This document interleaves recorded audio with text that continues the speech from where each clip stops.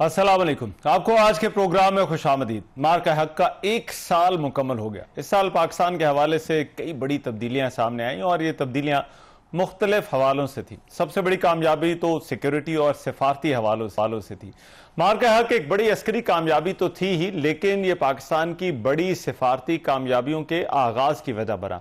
आज DGISPR lieutenant general Ahmad शरीफ चौधरी ने भी कहा कि पाकिस्तान की स्ट्रेटेजिक अहमियत में कई गुना इजाफा हो गया। पाकिस्तान खित्ते में एक नेट सिक्योरिटी स्टेबलाइजर के तौर पर उभरा और खित्ते में अमन के लिए पाकिस्तान इस वक्त सबसे ज्यादा कोशिशें कर रहा है। उन्होंने कहा कि भारत के साथ मार्का हक के बाद पाकिस्तान की जोग्राफियाई और डिफिनेशन मजीद मजबूत हुई।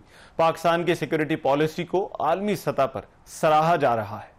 हिंदुस्तान ने अपना एक पर्सपेक्टिव बनाने की कोशिश की थी कि हम इधर पता नहीं किसी किस्म का नेट सिक्योरिटी प्रोवाइडर हैं। Where is that concept now after 1 year? इस वक्त भी आपकी रीजन में अगर स्टेबिलिटी का सबसे बड़ा एम्बेसडर है, उसके लिए सबसे ज्यादा कोई कोशिश कर रहा है, कौन कर रहा है? It's Pakistan and it's leadership. So this is the second strategic consequence of that मार्का।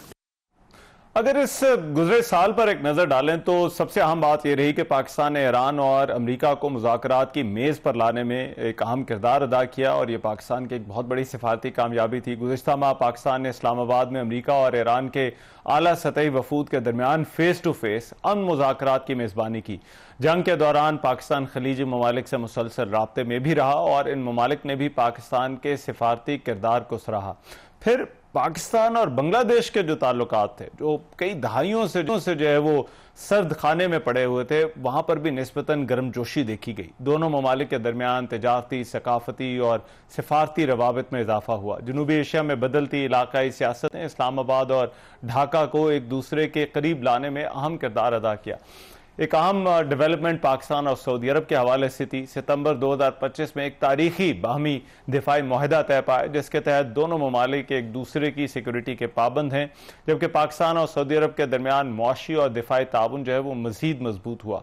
सरमायाकारी, तवानाई, मादनियात और लेबर ताउन के कई मुआहदों पर पेशरफ्त हुई। पाकिस्तान ने गजा के मामले पर भी अपना किरदार अदा किया। पाकिस्तान ने अमरीकी सदर की दावत पर गजा में क़याम अमन के लिए तश्कील दिए गए बोर्ड ऑफ पीस में शमूलियत इख्तियार की, जिसका मकसद मशरिक़ वस्ता में अमन व इस्तेहकाम और तामीर नौ में फाल किरदार अदा करना था। सबसे अहम तब्दीली पाकिस्तान और अमरीका के दरमियान ताल्लुकात के हवाले से आई और भारत को ये जो शिकस्त हुई, इसके बाद कई मौक़ों पर अमरीकी सदर डोनाल्ड ट्रंप ने पाकिस्तान की अस्करी और सियासी क़यादत की तारीफ की, जबकि भारत की इबरतनाक शिकस्त को वो बयान करते रहे और अपनी तकरीरों में भारतीय तैयारों के गिरने का बार बार जिक्र करते रहे, जो कि मोदी हुकूमत के लिए शर्मिंदगी का बाइस बनता रहा। ट्रंप ने फील्ड मार्शल और वजीर आजम पाकिस्तान को व्हाइट हाउस में डिनर भी दिया। पाकिस्तान को मिलने वाली इन कामयाबियों में मिलिट्री डिप्लोमेसी का भी बड़ा अहम किरदार रहा। लेफ्टिनेंट जनरल अहमद शरीफ चौधरी ने आज ये कहा कि पाकिस्तान की अफवाज ने मुल्की खुद मुख्तारी के दिफा और कामयाब मिलिट्री डिप्लोमेसी के जरिए आलमी सतह पर पाकिस्तान का वकार बुलंद किया। उन्होंने कहा कि खित्ते को इस्तेहकाम पाकिस्तान ही दे रहा है और पाकिस्तान की कलेक्टिव मिलिट्री डिप्लोमेसी आज दुनिया देख रही है। As a consequence of Marka Haq, it was the recognition of Pakistan as a geopolitically significant and responsible middle power at the global stage. ये वो consequence है जिसको आप देखते हैं। The politico-military leadership, the politico-military diplomacy, the outreach, वकार, इज्जत, role, which is strategic consequences of that Marka Haq. DGISPR ने कहा कि भारत को हर महाज पर इबरतनाक शिकस्त दी और मार्का हक में हमने जंग की जहद को बदल दिया। पाकिस्तान ने मल्टी डोमेन वॉरफेयर में दुश्मन को जंग में शिकस्त दी, जो फिजा, जमीन, समुंदर और साइबर डोमेन में थी। जो सिफारती ताल्लुकात हैं, पाकिस्तान के गुज़िश्ता साल चीन, तुर्किया, खलीजी ममालिक और वसी एशिया के ममालिक के साथ भी बढ़े। मार्का हक के बाद ये साल पाकिस्तान की सिफारती प्रोफाइल में बेपनाह इजाफा कर गया। पाकिस्तान का सिफारती कदकाठ बढ़ा और पाकिस्तान को सिफारती तौर पर तन्हा होने के ताने देने वाले खुद सिफारती तन्हाई का शिकार हो गए। मार्का हक के बाद हमने देखा कि भारत की जो डिप्लोमेटिक प्रोफाइल थी वो मुसलसल नीचे आई। ईरान अमेरिका जंग के तनाजुर में भारत ला ताल्लुक नजर आया। अमेरिका के साथ भारत के ताल्लुकात मुसलसल गिरावट का शिकार रहे। खित्ते में बांग्लादेश और नेपाल के साथ भी उसके ताल्लुकात बिगड़ गए, जबकि उसका वाहिद दोस्त कौन बना? अफगान तालिबान रजीम। مار کے حق کے بعد بھارت کی سفارتی تنہائی پر بھارت کے اندر سے بھی آوازیں اٹھتی رہیں اور نریندر مودی کی حکومت سے اس حوالے سے مسلسل سوالات بھی کیے جاتے رہے۔ پاکستان کی یہ جو سفارتی پروفائل میں اضافہ ہوا، مار کے حق میں ایک سال میں کیا تبدیلی آئی کہ پاکستان کی سفارتی پروفائل میں ہم ایک نمایاں چینج جو ہے وہ دیکھ رہے ہیں۔ اس پر جو ہے وہ پروگرام میں سب سے پہلے بات ہوگی۔ پاکستان کے سابق سینئر سفارتکار، اقوام متحدہ میں پاکستان کے مستقل مندوب رہ چکے ہیں، سابق صدر آزاد کشمیر جناب مسعود احمد خان صاحب اس وقت جو ہے وہ میرے ساتھ جو ہے وہ موجود ہیں۔ بہت شکریہ سردار مسعود صاحب آپ کے وقت کا۔ مسعود صاحب، سب سے پہلے تو میں آپ سے جاننا چاہتا ہوں، اس گزرے سال کے اندر آپ کو کیا لگتا ہے، مار کے حق تو ایک کامیابی تھی، لیکن اس کو ایک واٹر شیڈ مومنٹ کے طور پر کس طرح سے ڈیفائن کیا جا سکتا ہے، یا کیوں یہ کہا جا سکتا ہے کہ اس کے بعد سے پاکستان کی پروفائل بڑھنا شروع ہو گئی؟ آپ نے صحیح لفظ استعمال کیا، صحیح اصطلاح استعمال کی کہ it's a watershed moment for Pakistan, لیکن میں اس میں تھوڑا سا یہ اضافہ کروں گا کہ گزشتہ برس مار کا حق کے دوران، اس کے آغاز کے فوراً بعد اور ان 4 دنوں میں پاکستان نے عسکری تاریخ میں ایک نئے باب کا اضافہ کیا ہے۔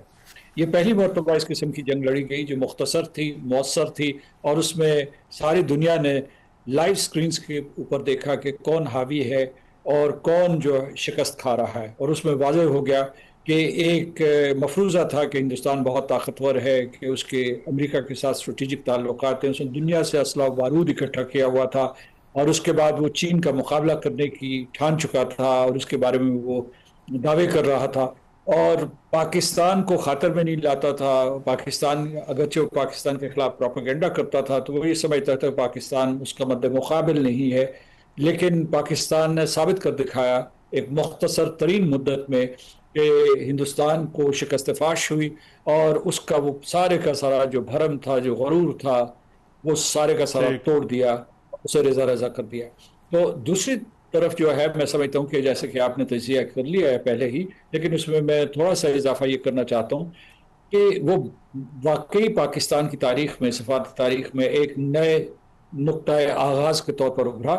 وہ یہ ہوا کہ اس کی وجہ سے ساری دنیا نے پاکستان کی عزت کرنی شروع کر دی، لیکن اس کی ایک وجہ یہ بھی تھی کہ جب امریکہ نے یہ جنگ ختم کروائی ہندوستان اور پاکستان کے درمیان، تو پاکستان نے ذاتی آداب کو خاطر رکھتے ہوئے امریکہ کا شکریہ ادا کیا، اور اس کے بعد ہمارے وزیر اعظم نے اس وقت یہ بھی کہا تھا کہ کس طریقے سے millions of people in South Asia, بلکہ ساری دنیا کو ایک بہت بڑی قیامت، ایک بہت بڑے عذاب سے بچایا، کیونکہ اگر یہ ہو سکتا تھا کہ ایک نیوکلیئر جنگ میں تبدیل ہو جائے، یہ جو ہمارا مارکہ حق اور ہندوستان کی طرف سے جو جارحیت تھی، تو اس لیے میں سمجھتا ہوں کہ اس کے بعد ہمارا جو سیاسی سفر ہے، سفارتی سفر ہے دوسرے ممالک کے ساتھ، وہ نہ صرف آسان ہوا، ہمارے تمام تعلقات کو وسعت ملی، ان کو گہرائی اور گہرائی ملی، اور پاکستان کی واشنگٹن ہو، برسلز ہو، دنیا کے ہر حصے میں پذیرائی ہوئی، اور اسی کی وجہ سے جیسے کہ آپ نے خود کہا کہ اسی کے تسلسل میں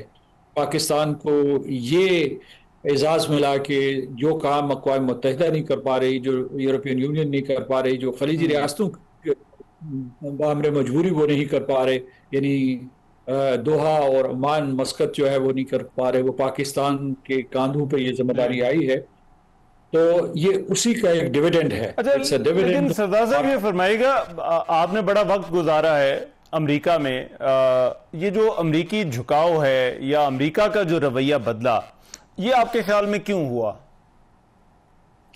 اس کے کئی وجوہات ہیں۔ ایک تو یہ ہے کہ ہندوستان ان کو دھوکہ دے رہا تھا، اور یہ آہستہ آہستہ یہ شعور بڑھ رہا تھا وہاں کہ ہندوستان جو وعدے کر رہا ہے کہ وہ چین کے مقابلے میں کھڑا ہوگا اور امریکہ کا ہاتھ بٹائے گا، وہ شکوک و شبہات بائیڈن ایڈمنسٹریشن کان بھی بھر رہے تھے، خاص طور سے صدر ٹرمپ کے آنے کے بعد انہوں نے یہ دیکھا کہ ہندوستان، یعنی میں مارکا حق سے پہلے کی بھی بات کر رہا ہوں، کہ انہیں پتہ چلا کہ ہندوستان جو ہے ایک نیا عالمی مالیاتی نظام بنانا چاہتا ہے، اور اسی لیے وہ جو برکس کا ایک بینک ہے، نیو ڈیولپمنٹ بینک بنا۔ اس کے علاوہ یہ ہے کہ وہ AIIB جو belt and road initiative bank ہے، اس میں بھی وہ اہم ترین عہدیدار اس کے ہیں، اور وہ یہ بات کر رہا تھا کہ نہ صرف ایک نیا عالمی نظام بنے، یعنی مطلب یہ ہے کہ جو سیکیورٹی کاؤنسل اور یونائیٹڈ نیشنز کے مد مقابل ہو، جس کو وہ یہ کہتے ہیں ملٹی پولر آرڈر، بلکہ مالیاتی نظام کو بھی تبدیل کر رہے تھے۔ دوسری یہ ہے کہ انہیں یہ احساس ہوا کہ یہ ملک دعوے تو بہت کر رہا ہے لیکن چین کے سامنے کھڑا نہیں ہو جی سکے گا. مارکا حق کے بعد انہوں نے جو جی سفارتی ہوتے ہیں اور ان کو بالکل بالائے طاق رکھتے ہوئے امریکہ کے ساتھ ایک قسم کا تصادم مول لے لیا. جب میں آپ کو بتاتا ہوں، جب فیلڈ مارشل اسد منیر صاحب کی 19 جون 2025 کو وائٹ ہاؤس میں ملاقات ہوئی تو اس سے ایک دن پہلے 18 جون کو جی نریندر مودی کی اور صدر ٹرمپ کی ایک ٹیلی فون کانورسیشن ہوئی. نریندر مودی اس وقت جو ہے کینیڈا میں موجود تھے اور اس میں یہ کوئی 35 منٹ تک کانورسیشن رہی ہوگی. نریندر مودی کا لب و لہجہ بہت تند و تیز اور اس کے علاوہ بہت سخت گیر اور ڈس اچھا ریسپیکٹفل ٹو پریزیڈنٹ. یہ نہیں کہتا کہ وہ مطلب ہے کہ ان کو کوئی جو ہے بہت جھک کے بات کرنی چاہیے، لیکن کچھ صفات ہوتے ہیں. تو ایک یہ بھی بہت اچھا بڑا عنصر تھا. اور پھر جو ہے وہ اسی طریقے سے آپ نے دیکھے ان کو ایک کے بعد دوسرا دھچکا لگنا شروع ہو گیا. ہندوستان نے کوڈ کے جو میٹنگ تھی اس کو ہوسٹ کرنا تھا، وہ موقع ان سے چھین لیا گیا. اس کے بعد جو ہے ان کے جو باقی بالکل ٹھیک. یورپ میں یا ان کی ساکھ کم سے کم ہوتی چلی گئی.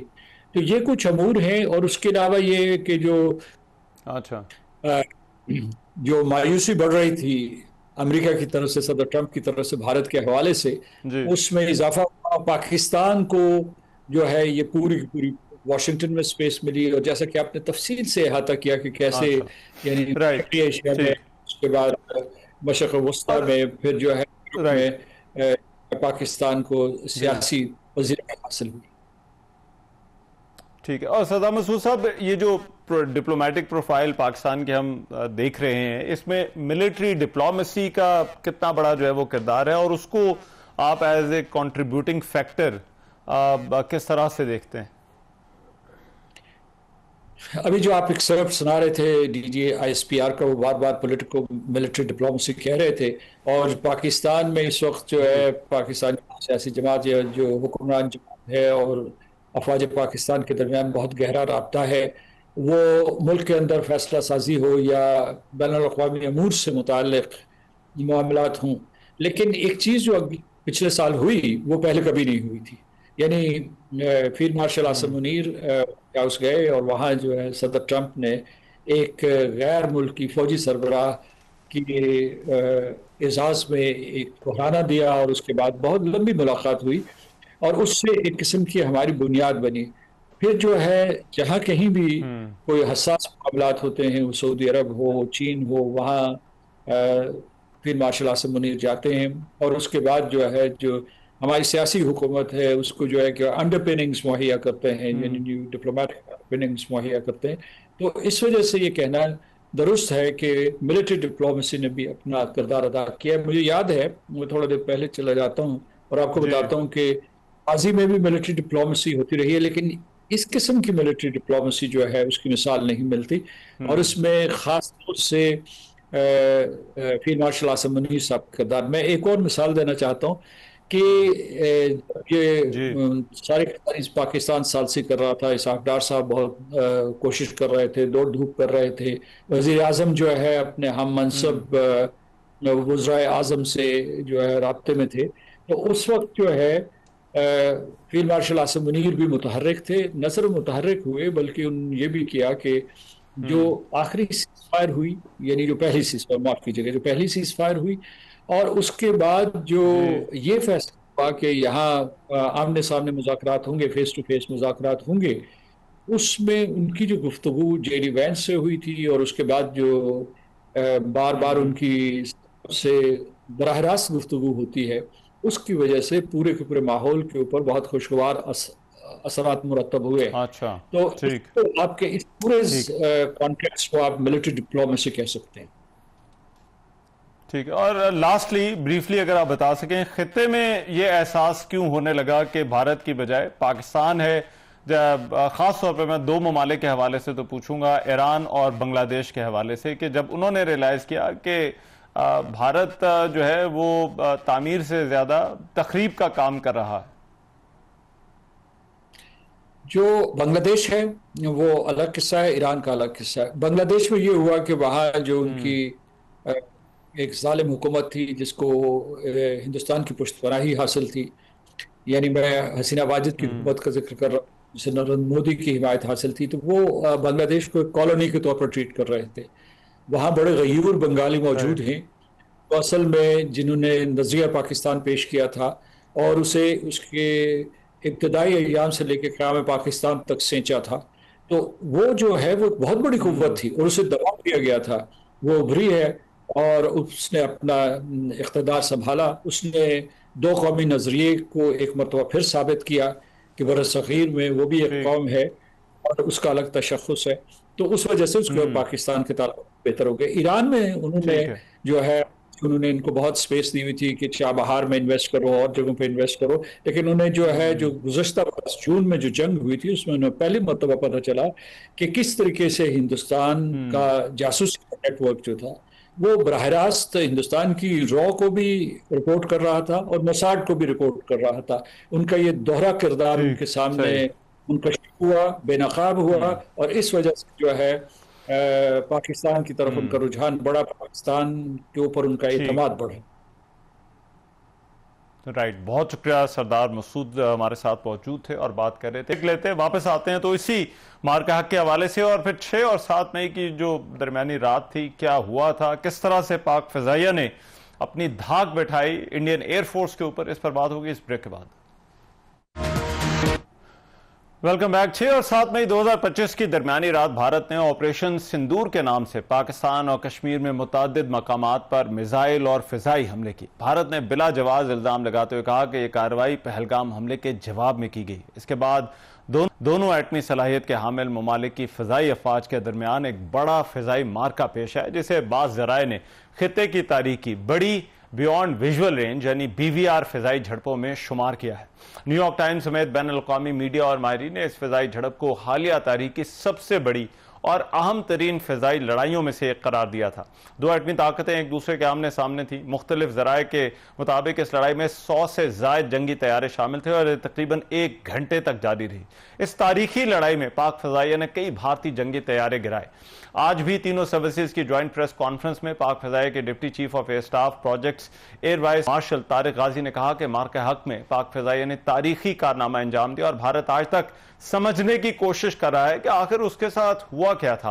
उन्होंने कहा कि हमने ऑपरेशन बनियानुल मरसूस में भारत के 8 तैयारे गिराए और अब हम 8-0 पर हैं। उन्होंने कहा कि भारत के गिराए गए जहाज़ों में 4 राफेल, Su-30, MiG-29 और मिराज तैयारा भी शामिल था। इसके अलावा एक इंतहाई अहम महंगा कसीरुल जहती खुदकार एरियल सिस्टम भी तबाह किया गया। हमने एग्रेसिव फ्लाइंग कंटिन्यू की, इंटेंस प्रेपरेटरी एक्सरसाइजेज अपनी जारी रखी ताकि हम एरियल सॉवरेनिटी को बरकरार रखें। जब तक के late in the night between 6th and 7th enemy resorted कि एक अटैक किया जाए पाकिस्तान पे, स्ट्रॉन्ग पैकेजेस बना के IAF के फाइटर एयरक्राफ्ट के, और उनको मल्टीपल थ्रस्ट लाइन से all across border north to south किया जाए। बट यहाँ भी हमारे पास साइबर थी और हम साइबर को कहते हैं they are first in and last out.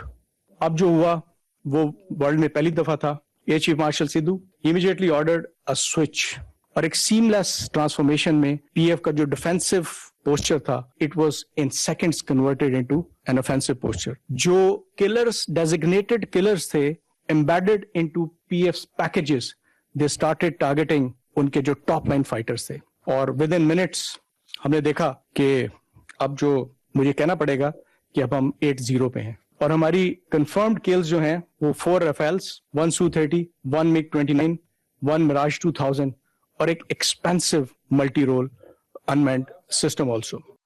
पाक फ़िज़ाइया ने जो कुछ किया वो तारीख में अमर हो गया और पूरी दुनिया इसे पाक फ़िज़ाइया की बड़ी कामयाबी करार देती है। इसी पर बात करने के लिए मेरे साथ मौजूद है air marshal Javed Ahmad, president हैं centre for aerospace and security studies के। उनसे इस हवाले से बात करते हैं। एयर मार्शल जावेद साहब, बहुत शुक्रिया आपके वक्त के लिए। सबसे पहले तो 6 और 7 मई की जो दरमियानी रात जो कुछ हुआ, क्यों इसे एयर वॉरफेयर की हिस्ट्री में एक गैर मामूली कॉन्फ्लिक्ट जो है वो कहा जाता है? रहमान साहब, बहुत शुक्रिया आपका मुझे बुलाने का। मेरे ख्याल में ये जो अचीवमेंट थी 7 मई वाली, इसको हम एक्स्ट्राऑर्डिनरी भी कहेंगे और हम ये भी कहेंगे कि स्ट्रेटेजिकली ब्रिलियंट। यानी इतनी अच्छी कारकर्दगी अगर आप देखें in the history of aviation पहले नहीं हुई। वर्ल्ड वॉर्स हों या उसके बाद हों, इतनी तादाद में जहाज़ नहीं आए اور وہ بھی 2 نیوکلیئر ممالک میں جن کے پاس ایک 4th largest air force in the world ہو، اور وہ پی ایف کے ساتھ لڑ رہی ہو جو کہ نومیریکلی انفیریئر ہے لیکن ٹیکنالوجیکلی بہت آگے جا چکی تھی. تو میں یہ کہوں گا کہ یہ بہت ہی ایک ایکسٹرا آرڈنری جنگ تھی جس نے تمام پیراڈائم جسے ہم کہتے ہیں سب کانٹیننٹ میں وہ کیا پوری دنیا میں چینج کر دیا ایئر پاور امپلائمنٹ کا.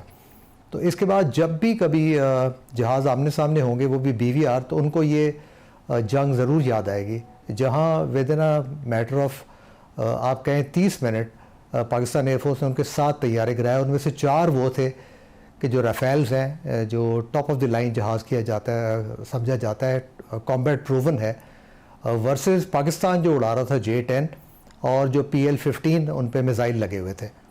اب اگر آپ اس کو اس طریقے سے دیکھیں تو جو فیوچر وارز ہیں جس طرح لڑی جائیں گی اور جو ٹیکنالوجیز ہیں اور جو انڈسٹری ہے اس نے اس کا بہت نوٹ لیا ہے اور بہت سارے چینجز دنیا میں آ چکے ہیں اس جنگ کے انالیسس کے بعد.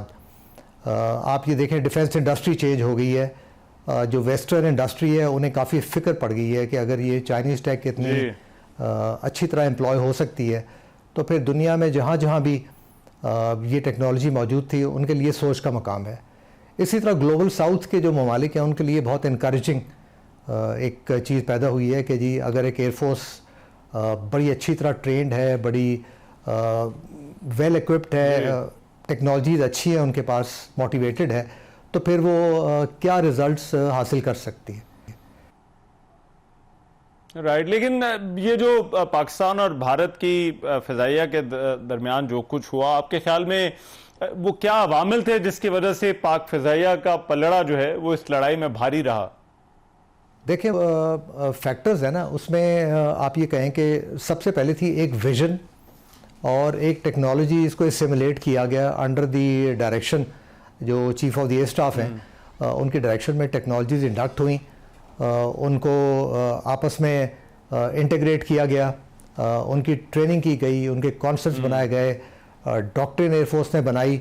ان ساری چیزوں کی انٹیگریشن اور یہ ڈاکٹرنز نے جو ایفیکٹ کریٹ کیا وہ یہ تھا کہ جس نے آپ نے اس بڑی ایئر فورس کو 4th لارجسٹ کو آپ نے ٹیک آن کیا. تو یہ فیکٹرز سے جو میٹر کرتے ہیں ان وارفیئر، جہاں آپ کو پتا ہوگا کہ ایریل کامبیٹ جو ہے ایک سیکنڈز کی گیم ہے، یہاں there are no margins for error. اور بیونڈ ویژول رینج میں جہاں آپ کہیں کہ اگر آپ اسلام آباد میں ہیں تو پشاور کے قریب جہازوں کو آپ ٹارگٹ کر سکتے ہیں. کمپلیٹ ایئر وارفیئر کے جو پیراڈائم ہے وہ چینج ہو چکا ہے. تو اس رات 2 بہت ہی ماڈرن ایئر فورسز آمنے سامنے تھیں. فرق صرف یہ تھا کہ یہاں motivated, prepared, technologically integrated under a very able command لڑ رہے تھے دشمن کے ساتھ. And I think that made the difference. اب اس میں اور بہت سارے فیکٹرز ہیں، ملٹی ڈومین وارفیئر آ گیا، کتنی کیپیبلٹیز تھی جو استعمال کی گئیں پاکستان ایئر فورس کی طرف سے، سائبر سے لے کے اور اسپیس تک تمام ایسٹس استعمال کیے گئے. تو یہ وہ ساری چیزیں تھیں جن کو فورس ملٹی پلائرز کہا جاتا ہے. تو یہ جب سارے انٹیگریٹ ہو گئے تو آپ یہ کہیں گے کہ انڈین ایئر فورس پہ ایک ٹرم ہم استعمال کرتے ہیں اسٹریٹجک پیرالیسس. اس کا مطلب ہوتا ہے کہ ان کی سوچ کی اور ڈیسیجن لینے کی صلاحیت ختم ہو گئی. اور یہ بہت سارے تھیورسٹ نے پیش کیا تھا یہ کانسیپٹ، لیکن اس میں اسٹریٹجک پیرالیسس بہت سارے جہاز گرنے کی وجہ سے پہلی دفعہ ہوا ہے. اور دیکھیں یہ اتنا سگنیفیکنٹ تھا کہ ایک 4th لارجسٹ ایئر فورس اپنے تمام ایسٹس کو بارڈر سے ہٹا لے اور اس کو ڈیپ لے جائے پاکستان ایئر فورس کی پہنچ سے دور. یہ میرے خیال میں پہلے کبھی ایریل وارفیئر میں ہوا نہیں ہے. ٹھیک ہے. اچھا، آپ نے ملٹی ڈومین وارفیئر کا ذکر کیا. 2 چیزوں کا ہم بہت ذکر سنتے ہیں، ایک سائبر کا اور دوسرا الیکٹرانک کا. ان کا استعمال کس طرح سے جو ہے وہ کیا گیا اور یہ کس طرح سے یہ اس ماڈرن جو ایئر بیٹل فیلڈ ہے اس پر اثر انداز ہو رہے ہیں؟ میرے خیال میں پاکستان ایئر فورس جس کو ٹیک ساوی کہتے ہیں کہ ٹیکنالوجی سے کبھی گھبرائی نہیں. سب سے ماڈرن ٹیکنالوجیز جو ہے ایئر فورس نے اپنی فلیٹ میں شامل بھی کی، انہیں انٹیگریٹ بھی کیا. اور جس کو ہم ملٹی ڈومین کہتے ہیں اس کو اسپیس سے شروع ہو جائیں کہ دیکھیں اسپیس کی وجہ سے جیسے ہم کہتے ہیں کہ تمام بیٹل فیلڈ اب ٹرانسپیرنٹ ہو گیا، ہر چیز آپ کو نظر آ رہی ہے، تمام چیزیں آپ کے سامنے ہیں، کیا وہ زمین پہ ہوں، فضا میں ہوں یا سمندر میں، تو سپیس سے آپ شروع ہو جائیں. سپیس میں انڈیا بہت سپیریئر تھا، لیکن جو پاکستان ایئر فورس نے سپیس کو استعمال کیا، جو جیمنگ کی اور وہ لنکس توڑے، وہ ایک وجہ تھی. پھر آپ سائبر پہ آ جائیں. اگر آپ کے نیٹ ورکس ہیں وہ ریزیلینٹ نہیں ہیں اور نیٹ ورکس میں اتنی طاقت نہیں ہے کہ وہ اپنے آپ کو پروٹیکٹ کر سکیں، تو پھر آپ جیمنگ کے بھی ولنریبل ہیں، آپ سائبر کے بھی ولنریبل ہیں. اور پھر آپ کا گراؤنڈ پہ انفراسٹرکچر اور کمانڈز ساری وہ ہوتی ہیں کہ جو لنکڈ ہیں، جس میں ڈیسیجن میکنگ آپ کو جلدی کرنی پڑتی ہے. اس کمانڈ کو بھی اگر آپ سائبر سے توڑ دیں تو اس کا مطلب ہے کہ آپ آہستہ آہستہ وہ ملٹی ڈومین کی تمام کیپیبلٹیز دشمن پہ استعمال کر رہے ہیں کہ جو آپ نے اس کو ایک لحاظ سے اندھا بھی کر دیا ہے، آپ نے بہرا بھی کر دیا ہے. تو اب وہ لڑنے کے لیے اسے ہم کہتے ہیں کہ لاس آف سچویشن اویئرنیس. اور یہ ایئر کمبیٹ کا رول ہے کہ جہاں بھی ایک ایئر فورس نے سچویشن اویئرنیس لوز کی اور وہ فائٹ لوز کر گیا. تو یہ وہ تمام کیپیبلٹیز ہم نے استعمال کی اور ہمارے اپنے جو ایسٹس تھے، سارے جہاز، وہ پروٹیکٹڈ تھے، وہ سیکیور تھے. اور وہ سیکیور تھے تھرو ڈیٹا لنک. اور data link Pakistan air force نے خود بنایا. ہماری ایک بہت بڑی انڈیجنس کیپیبلٹی تھی. آئی تھنک اس نے بہت فرق ڈالا ان دس ایئر کمبیٹ. رائٹ. اور یہ ایک تاثر تھا کہ جو ہے وہ بنایا گیا کہ باہر سے جو ہے وہ ہمیں بہت زیادہ جو ہے وہ امداد مل رہی تھی اس لڑائی میں. آپ نے بھی ابھی ذکر کیا انڈیجنس کا. آج جو پریس کانفرنس ہم نے سنی وہاں پر بھی اس کا خاصا ذکر رہا. تو یہ جو انڈیجنس ٹیکنالوجیز ہیں پاکستان کی ایئر فورس کی، ان کا استعمال آپ کے خیال میں کتنا عام رہا؟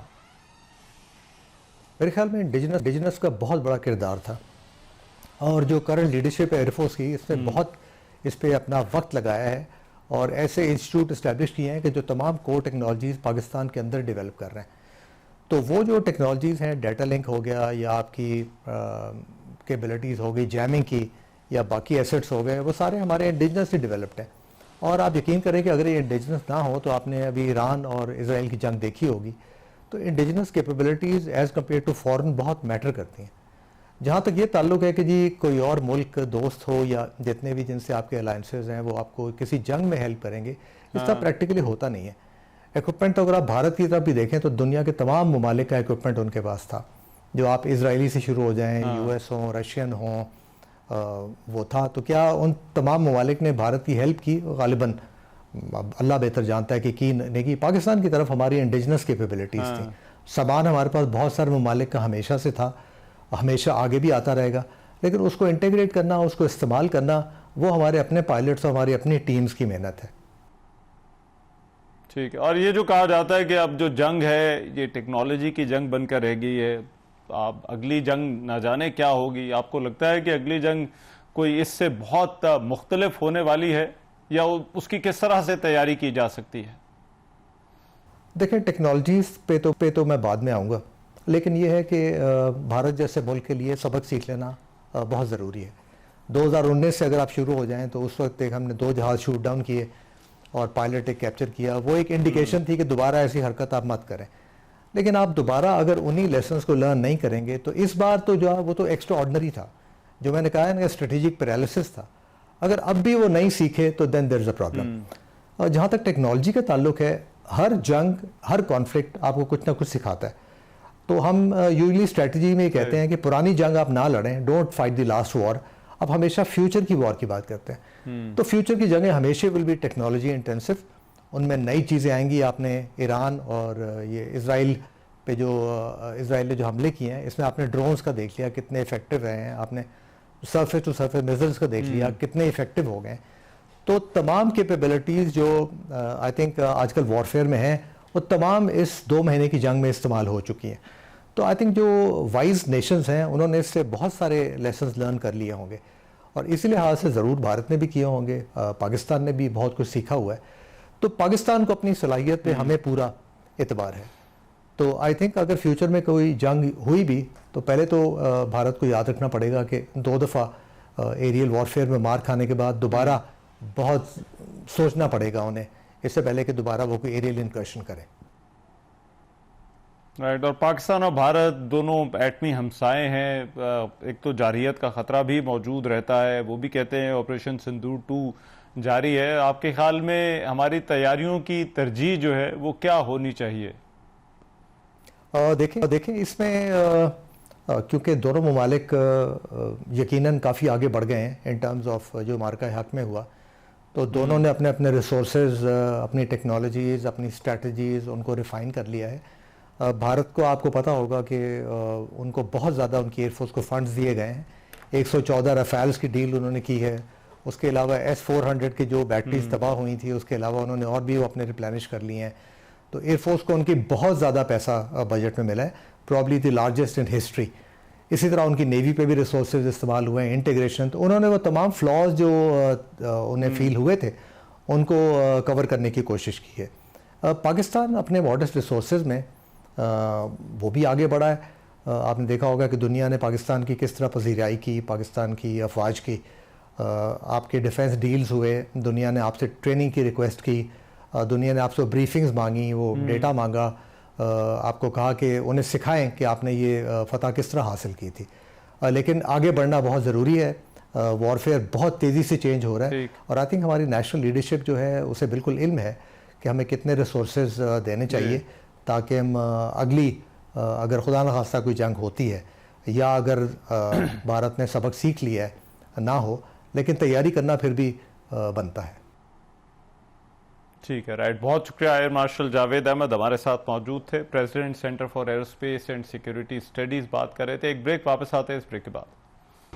Welcome back. 6 और 7 मई 2025 की दरमियानी रात जब भारत ने नाम नहाद ऑपरेशन सिंदूर के नाम से पाकिस्तान और कश्मीर के मुख्तलिफ मकामात पर जो है वो मिसाइल और फ़िज़ाई हमले किए, तो इस मौके पर जो कुछ हुआ वो अब ज़ाहिरी बात है सबके सामने है। हमारी फ़िज़ाइया ने जो भारतीय तैयारों के साथ किया वो भी सबके सामने है। लेकिन इस मौके पर 1 साल मुकम्मल होने के बाद भारतीय मीडिया को भी याद करना ज़रूरी है, जो कि अपनी मज़ाक़खेज़ रिपोर्टिंग की वजह से पूरी दुनिया की तवज्जो का मरकज़ बना, बल्कि भारत की जग हंसाई का भी एक तरह से जो है वो उसका सबब बना। तो साल हो गया है, मेरा ख्याल है एक मरतबा फिर से ज़रा एक नज़र डालते हैं कि भारतीय मीडिया ने इस दौरान जो है वो क्या किया था। आप भी एक मरतबा फिर से देखिए और एंजॉय कीजिए। रिपोर्टिंग आपने देखी, अभी भी इसको याद किया जाता है और मेरा ख्याल है ये याद रहेगी भी। अभी एक ब्रेक ले रहे हैं, वापस आते हैं इस ब्रेक के बाद।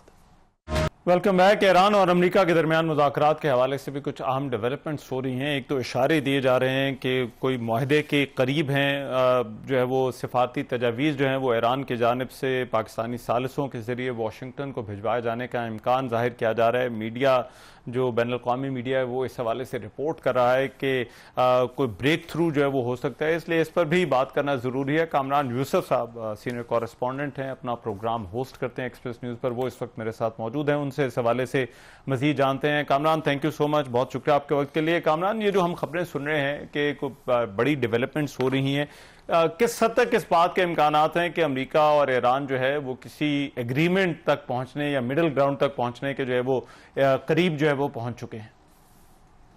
इसमें आप एक और ख़बर भी ऐड कर दें। आज जो दफ्तर ख़ारजा के तर्जुमान ने ब्रीफिंग दी है, और वैसे तो पाकिस्तान एज अ मीडिएटर जो है वो बहुत मोहतात तरीके से सारे मामले को देख रहा था, तो पाकिस्तान के दफ्तर ख़ारजा के तर्जुमान ने भी ये कहा है कि पाकिस्तान ये तवक्को कर रहा है कि ये deal will happen sooner then later. और मेरे ख्याल में ये बड़ा सिग्निफिकेंट स्टेटमेंट है गिवन द फैक्ट कि पाकिस्तान, जैसे मैंने कहा, कि बड़ा कॉशियसली इस सारे मामले के ऊपर डील कर रहा है, और पाकिस्तान का पब्लिकली इस उम्मीद का इजहार करना कि ये डील जल्द हो सकती है, तो ये इस बात की तरफ इशारा कर रही है कि पस पर्दा जो बातचीत हो रही है शायद उसमें काफ़ी प्रोग्रेस है। और आपने जिक्र किया अमेरिकी सदर ट्रंप के स्टेटमेंट का, और जिसमें वो बात कर रहे हैं कि ईरान के साथ डील हो सकती है। अब इसका दारोमदार जो है वो ईरान के ऊपर है, यानी कि जो प्रपोजल कोई बात हो रही है कि 1 पेज मेमो का जिक्र हो रहा है, और अभी तक ईरान की तरफ से जो जवाब आना है अमेरिका को पाकिस्तान के ज़रिए दिया जाएगा, उसका इंतज़ार है। इससे रिलेटेड एक और जो डेवलपमेंट हुई है, आई थिंक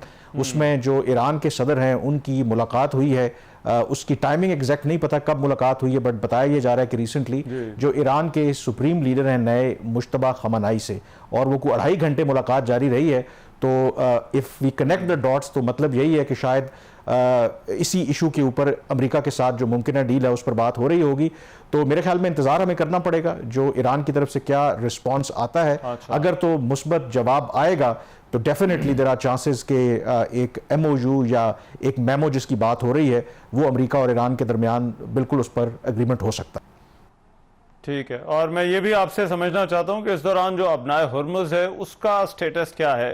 اس کی ناکہ بندی کے حوالے سے جو آپریشن فریڈم تھا وہ تو صدر ٹرمپ نے کہا تھا کہ ابھی رکا رہے گا، لیکن اس معاملے کے اوپر جو ہے وہ کیا بات ہو رہی ہے، معاملات کس حد تک پہنچے ہیں اور وہاں پر ابھی اس وقت جو ہے وہ کیا صورتحال ہے؟ دیکھیں یہ جو اس کا کانٹیکسٹ ہے جو سو کالڈ پروجیکٹ فریڈم امریکی صدر ٹرمپ نے جس کا اعلان کیا تھا، جس کے تحت انہوں نے کہا تھا کہ جو جہاز اس وقت اسٹریٹ آف ہرموز میں پھنسے ہوئے ہیں ان کو امریکی جو نیوی ہے اس کی مدد سے وہاں سے نکالا جائے گا، اور دو کم از کم جہاز وہ نکالنے میں کامیاب بھی ہوئے، لیکن ایران نے سخت رد عمل دیا، انہوں نے کہا کہ یہ تو جنگ بندی کی خلاف ورزی ہے، اور پھر پاکستان کو بھی یہ لگا کہ اس نئے سٹیپ کی وجہ سے جو ڈپلومیٹک ایفرٹس ہو رہی ہیں وہ ڈی ریل ہو سکتی ہیں۔ پھر پاکستان نے بھی اور جو سعودی عربیہ ہے اس نے بھی ایک رول پلے کیا، سعودی کراؤن پرنس محمد بن سلمان خاص کر کے پرائم منسٹر نے بھی ذکر کیا کہ ریکویسٹ کی انہوں نے امریکی صدر ٹرمپ سے کہ فی الحال اس پروجیکٹ فریڈم کو وہ ہالٹ کریں تاکہ ڈپلومیسی کو ایک موقع دیا جا سکے۔ جو میری اپنی انڈرسٹینڈنگ ہے جس کا ذکر ہو رہا ہے ابھی کہ جو 1 پیج اگریمنٹ کا، تو اس میں پہلے مرحلے میں یہ جو اسٹریٹ آف ہرموز والا معاملہ ہے اسی کو ہی سیٹل کیا جائے گا، اور اس میں جو براڈر جو چیزیں ہیں باقی کنٹینشس ایشوز ہیں اس میں تو شاید تفصیلی بعد میں بات ہو، لیکن پہلے مرحلے میں اگر کوئی معاہدہ ہوتا ہے تو یقینی طور پر وہ جو اسٹریٹ آف ہرموز کا اس کو ری اوپن کیا جائے گا، اس کے بدلے جو امریکہ نے یو ایس نیول بلاکیڈ لگا رکھا ہے اس کو ختم کر دیا جائے گا۔ تو اٹ آل ڈیپینڈس کہ جیسے میں نے پہلے بھی ذکر کیا کہ ایران کا اس کے حوالے سے کیا موقف سامنے آتا ہے، کیونکہ ایران یہ بھی کہہ رہا ہے کہ اب جو اسٹریٹ آف ہرموز پر جو سچویشن ہے things will never be the same again، یعنی کہ جو جنگ کے بعد کی صورتحال ہے اس کے مطابق